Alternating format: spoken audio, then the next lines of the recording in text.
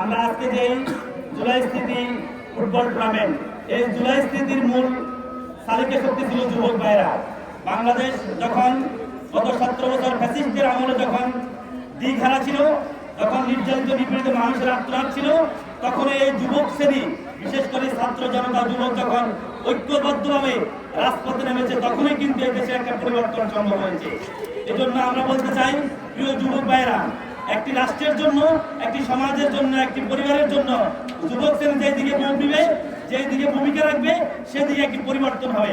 মূলত এই যুবক শ্রেণী যখন আজকে বিশেষ করে মাদক দ্বারা এবং অন্যায় দ্বারা সমাজে নির্মোচিত, তখনই আমরা যুবক শ্রেণীদেরকে নিয়ে সঠিক এবং রাষ্ট্র পরিচালনা যেন ভূমিকা রাখতে পারে। এই জন্য আগামী দিনে বাংলাদেশ গঠনে যুবকদের ভূমিকাকে সমাজে প্রতিষ্ঠিত করার জন্য আমাদের আয়োজন হল। এই জন্য আমরা চাই আগামী দিনে এই রাষ্ট্র, এই সমাজ যেন সঠিক পথে পরিচালিত হয় এবং সেই জন্য আমরা যেন নিজেদেরকে গড়ে তুলতে পারি, এই আশাবাদ ব্যক্ত করে এবং আগামী দিনে আমাদের এই যুব বিভাগের যে কোনো কার্যক্রমে আপনারা ভূমিকা রাখবেন, এই আশাবাদ ব্যক্ত করে আমি আমার কথা শেষ করছি। আসসালামু আলাইকুম ওয়া রাহমাতুল্লাহ।